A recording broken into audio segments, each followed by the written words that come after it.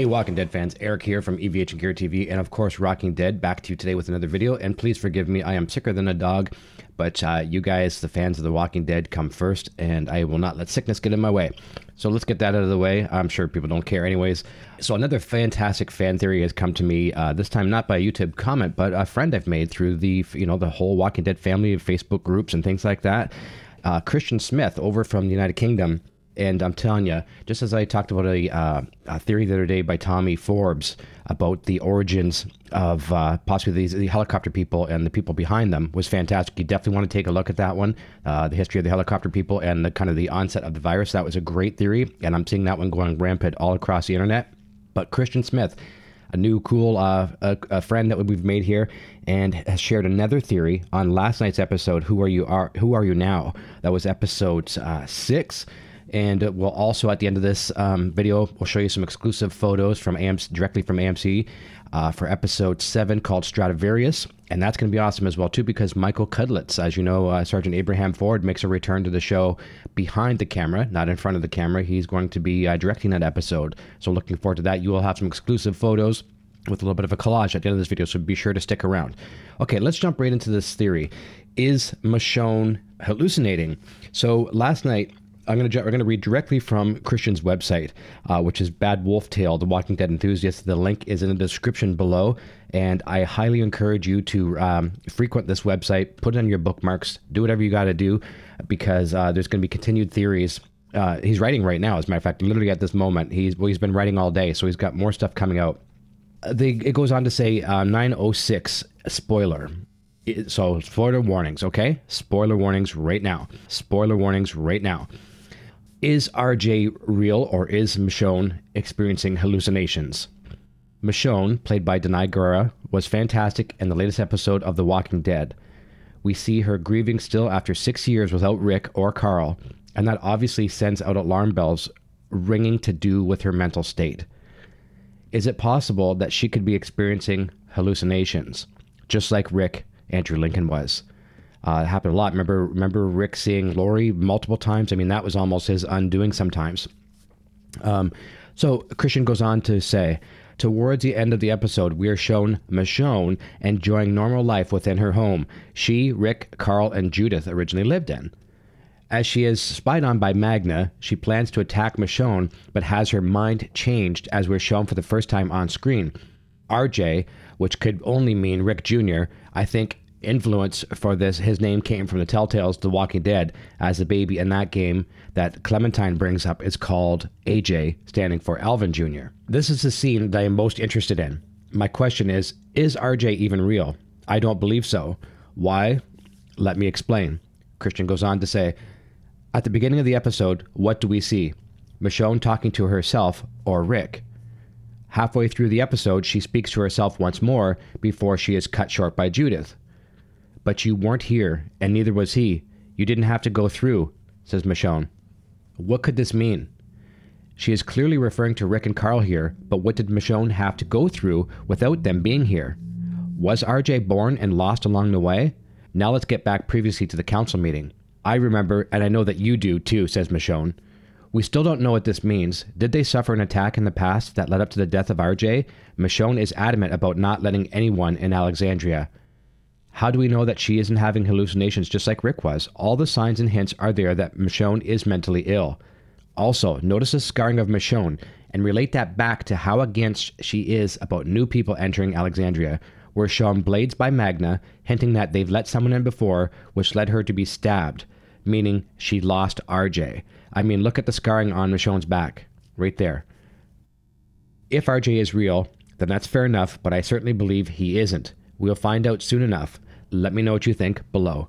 I think Kristian has a fantastic theory here, and holy cow, like, I'm not one of these people that fall for all these theories. I know I share a lot of them. Some of them are just so far-fetched that it's almost impossible. I think this has serious validity.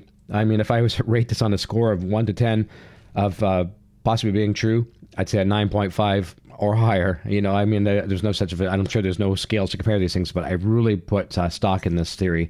I think it's fantastic, and she is very defensive, and she is not letting her guard down. Michonne has always been a very on-guard person, but she is not trusting anyone. And I think she's very upset even with Judith, with Aaron. I think there's going to be some words, and I think there's going to be changes in the council. I think we might see that. I was very happy to see the council. That brings me, made me feel like, made probably a lot of us feel like we're back at the prison with Herschel and Carol and, everyone that was on the council there, and post Rick. Now we need that, right? And Rick wanted a council anyways. He wanted to get back to a council. Speaking of Rick, I thought it was very kind of cool and sad at the same time watching the opening credits last night. No mention of Andrew Lincoln anymore, and also no mention of Lauren Cohen. Obviously, the two characters have departed. And, I'd like to know what your thoughts are as well, too. First of all, I would like your opinion on several things with this video. Number one, I'd like to hear your thoughts on Kristian's theory about Michonne hallucinating and RJ not being real, being a figment of her imagination. Number two, what did you think about going into the show? Did you think, okay, this is going to be the first episode post-Rick? Rick is now gone. How is the show going to go? And how did you think it went without him? That's my second thing I'd love some feedback on.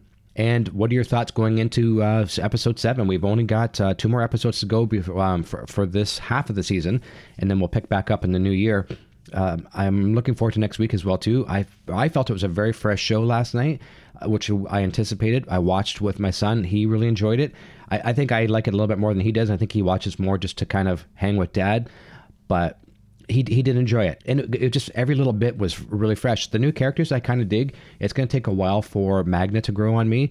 But I love the introduction of the new characters. And next week, I thought it was going to be in this episode. But one of the cool things I talked about in this other video, we're going to see an introduction of another weapon. Very, very awesome. Slingshot. And what a great idea for a weapon in the apocalypse. Basically endless, unlimited ammo, rocks, metal bolts, whatever you can shoot from that thing. And we'll see a scene in the trailer. I saw it somewhere, one of the trailers, that there's a shot and goes right through a walker's head. It was pretty awesome, just like butter. Very, very cool. We have new relationships, as we've seen already in the show. We've got not a necessarily new one with obviously Carol and Ezekiel, but that one has lasted a long time now. Obviously 6 years now that relationship's been going on or more, and very secure there. Mom and Dad playing the role. And we saw Father Gabriel and Rosita last night, a real twist there. And I could almost, did you detect a little tiny bit of jealousy with Eugene? Because, that was supposed to happen. And Eugene and Rosita are out on that ride there. And Eugene's like, I forget exactly what he says, but basically like, so things are going pretty serious with you and Father Gabriel or something of that nature. It was quite funny.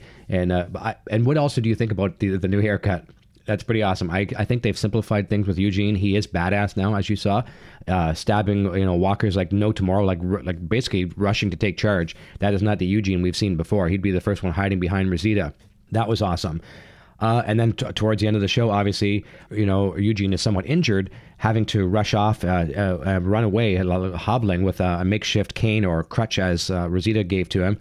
And her and Eugene slop down into the mud and throw mud all over their face, and we have what is now the entrance of our new villains. And I thought that was pretty darn awesome. What a way. It's not a cliffhanger, because those of us that know what's coming, we know exactly what's going to pick up in episode 7. And those that read the comics know who I'm referring to as well, too. That's going to be fantastic. We didn't have to wait too long to see this new villain, and I love that. I did also, I'm asking you for so many comments, what did you think of Negan? I thought that was absolutely priceless. Nice little fun banter. A human, it was like almost like a human Negan speaking with Judith, and it was some cute banter back and forth. And Negan's like, basically, why do you need to know how long it's going to take for an airplane to get over here from A to B? How long does it take to fly from Albuquerque to New York, or whatever what they were saying? And and Negan's basically like, when's the last time you saw an airplane? Do you think you're going to see one? And then I forget what Judith says, but she kind of puts him in his place, closes the book and walks away, and basically like takes charge of Negan. That was awesome, but I did enjoy seeing the human side of Negan.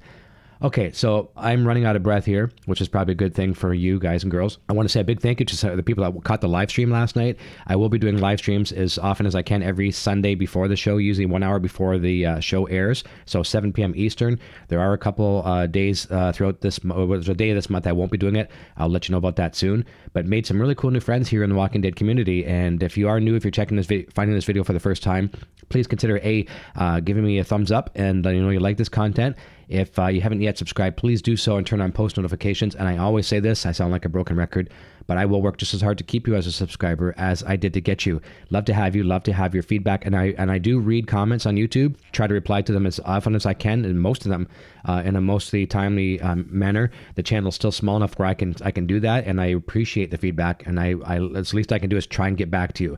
I can't promise replies on all of them, but your comments mean the world to me. And as you've seen here, we've seen several videos that have spawned from a YouTube comment. So it's very, very cool. Be sure to check out BadWolfTale, as I mentioned, the Walking Dead Enthusiast. That's Kristian Smith, a fantastic kind of theory writer from the UK. And I've reached out to have Kristian on the show here as a live guest. And I think you'll be into some real treats there.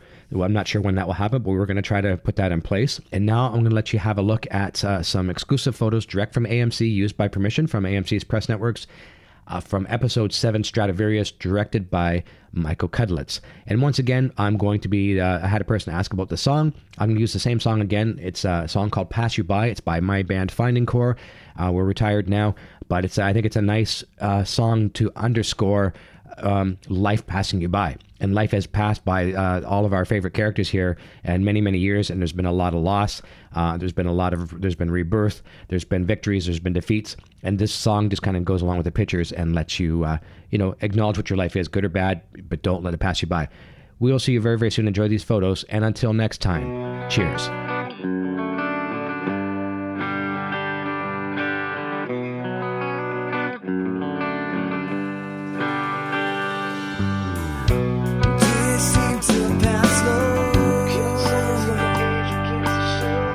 I'm feeling so warm.